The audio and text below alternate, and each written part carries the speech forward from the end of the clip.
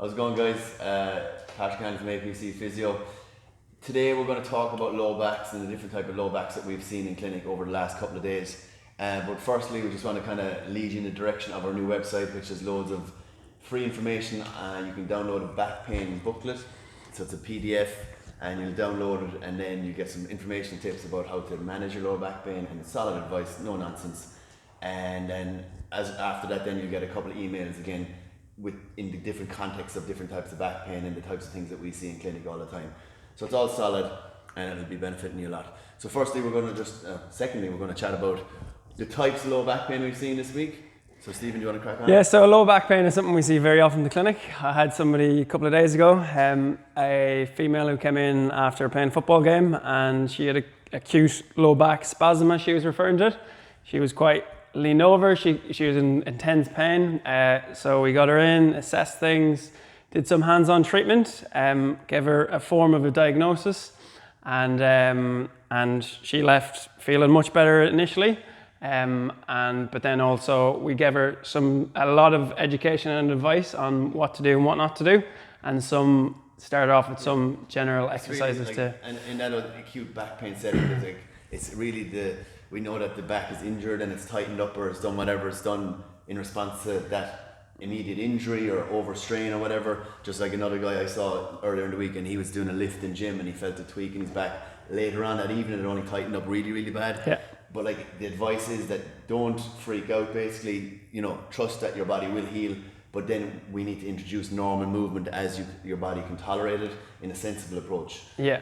And some people tend to, when they have a really intense back pain, they may need to wait a few days to let this calm down before I see physio.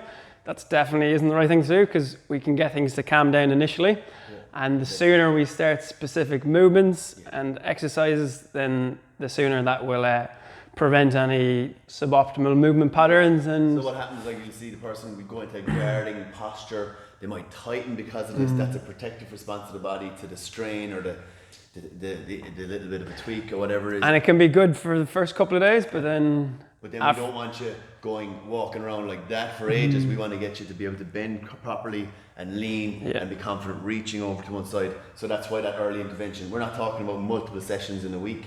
We're talking about a session and then a couple of days or a couple of weeks, maybe 10 days, sometimes 5 to 10 days, to allow things to settle naturally. But you're going away with the good information to get yourself moving again, and not to be walking around and getting used to being in a very stiff posture. So that's the acute type. And at the other end of the scale then, which we see as well quite a lot, are the people who've given it a long time to settle down and have been going around that way in a rigid, protective, minding it position for ages. And then what do we see in those ones? So often those ones are actually recurring back pains as well. It can just continually happen again. It might be good and bad and good and bad. But that goes on for a long period of time. And as Pat said, they tend to stiffen up completely and just protect their back, and then they don't really have much movement at all. And so we really need to work on loosening things out, working on mobility, and improving some movement patterns again to restore things back to where we were. So that's a lot of education again, and re-education and movement to get good at those things and to be confident doing those things again. But that just is all very tailored to the individual. Yeah. There's a bit in it. So again, back pain is a complex thing to treat. Early intervention is good. It doesn't have to be there doesn't have to be a lot of hands-on treatment necessarily. It's just good solid advice guiding you in the right direction. And in the case of more persistent low back pain, we just build your confidence in your movements and build your strength so you don't look back. Yeah.